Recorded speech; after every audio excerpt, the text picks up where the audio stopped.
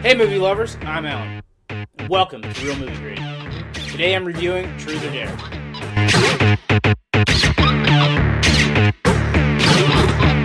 So Truth or Dare.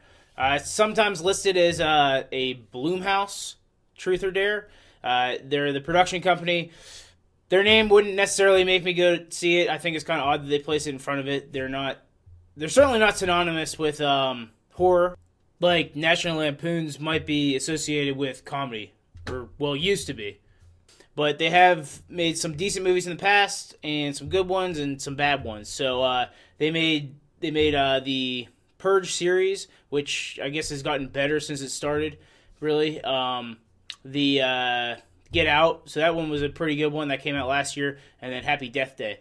With that said, let's jump into Truth or Dare. Overall, I give this movie a C minus, so it did decently. I'd say so. First, we have the screenplay and story arc.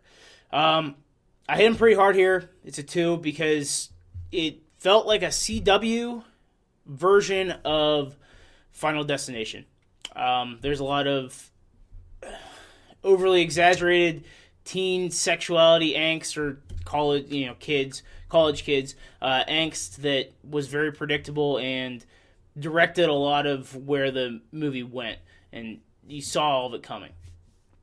Moving on to the pace timing, the first 3/4 of the movie were absolutely too fast. Part of that had to do with they gave you way too much in the trailers. They gave you a lot of the death scenes, and they gave you a lot of the truth or dares, which are what this movie's all about, right? So they got knocked hard there. The casting, I gave them high marks here. The cast was led by Lucy Hale, who she did a great job. She felt very genuine to me. Everybody else in the cast, they seemed age appropriate, and they seemed to have pretty good chemistry. So I thought their performance was pretty good. So we're moving on to cinematography.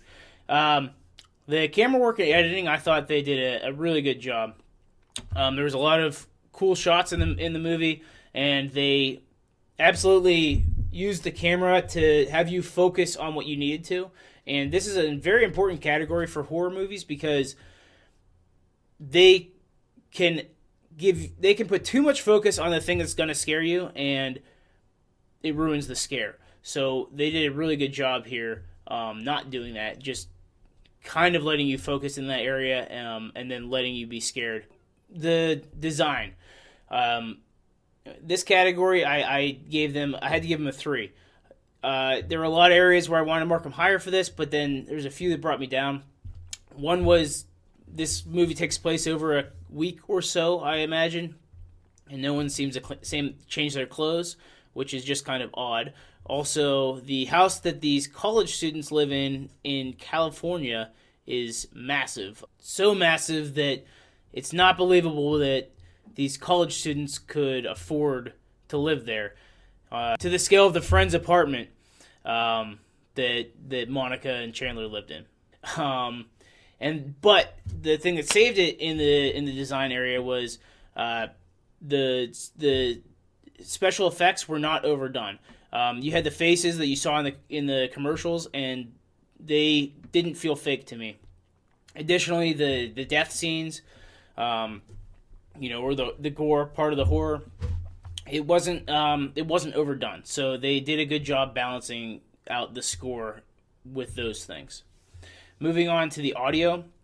Audio is top notch in this.